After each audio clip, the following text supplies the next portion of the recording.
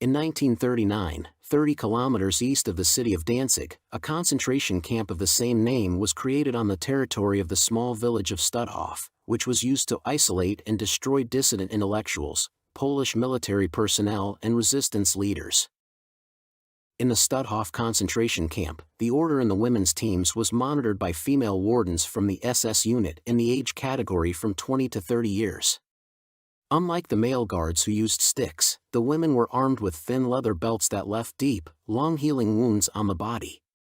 Those who were lucky to survive remembered the names of their tormentors for a long time. In May 1922, a girl was born to the impoverished Barkmann family in Hamburg. The parents named their daughter Jenny Wanda. It was an average German family, where the burden of its maintenance lay entirely on the head of the family. As a child, Jenny loved to look at photos of elegant, smartly dressed models in women's fashion magazines for a long time. Looking into a large floor mirror, the girl imagined herself in the place of glossy beauties, trying to repeat their free and graceful poses. Already in high school, she firmly decided that she would be a model, especially since her appearance fully corresponded to the canons of female beauty of that time. After graduating from high school, she enrolled in a local performing arts studio. As soon as her first photos appeared on the pages of fashion magazines, tempting offers of cooperation poured in from all sides. Photos with a half-naked Jenny began to appear more and more often on the covers of men's magazines. Her graceful figure often flashed on patriotic posters in support of the victorious soldiers of the Wehrmacht.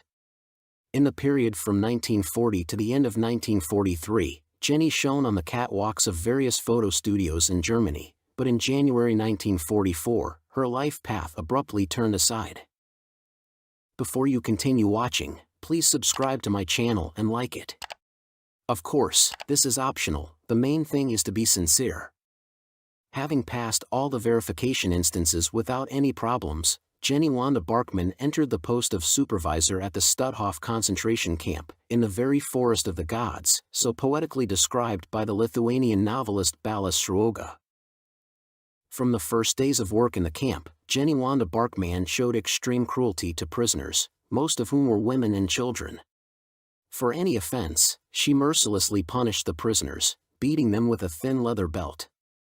Many, and there are more than a dozen of them, she beat to death. Among the prisoners, the warden received the well-deserved nickname Mad Jenny, because sophisticated bullying of her victims brought her euphoria, which made her pretty face turn into a real mask of madness. There are genuine evidences that this nice lady personally selected prisoners for destruction. When it came to torture, Jenny had a great imagination, even her fellow guards were horrified by her crimes. Truly, it was a fiend under the mask of a beautiful angel. In July 1944, the Red Army crossed the borders of Poland and the situation in the camp heated up to the limit. On January 27, 1945, the Auschwitz concentration camp was liberated. At the same time, an urgent evacuation of prisoners began to be carried out in Stutthof. More than 11,000 prisoners in columns of 1,500 people left the camp. Many of the SS guards decided not to push their luck and secretly escaped. Possessing an animal instinct, Mad Jenny preferred to follow their example. She was hiding in Poland for about 4 months. No one has forgotten about the Nazi Jenny. According to the former prisoners, a detailed description of Barkmann was compiled. Besides, an archive with the personal data of all the servants of the camp fell into the hands of the Poles, and her photo was there. In the same month, Jenny Wanda Barkmann was detained by a military patrol at the railway station in Gdansk while trying to leave Poland. During numerous interrogations, the girl persistently denied all the charges against her. She claimed that she went to work in the camp solely under duress, for fear of persecution of her family by Gestapo agents, that she was an ardent anti-fascist by political views. She swore boundless love for all mankind, especially for the Jews, whose fate she tried in every possible way to alleviate. Using all her charm, she tried to find sympathizers among the prison guards, and she almost succeeded. Like a milady from a classic novel by Dumas, Jenny managed to evoke compassion from one of the guards, a Jew by nationality, corporal of the Polish army Joseph Lias. The schemer begged the gullible military to release her to get proof of her innocence. But by chance, the corporal caught sight of Barkman's personal file with a huge number of witness statements, photographs, and other incriminating documents. The escape attempt failed completely. The corporal no longer appeared near the doors of her cell. At the trial, Barkman behaved defiantly. She perceived any accusations against herself with ostentatious bravado and dismissive irony. Having weighed her meager chances of life, unlike the other accused wardens of Stutthof, she did not sob and did not beg for mercy. In the records of the court archives, the last phrase said by the Nazi doomed to death has been preserved: "Life is really a great pleasure, and pleasure, as a rule, does not last long." The execution of Nazi criminals could be compared to a national holiday. Local newspapers reported on the time and place of the execution 3 days before.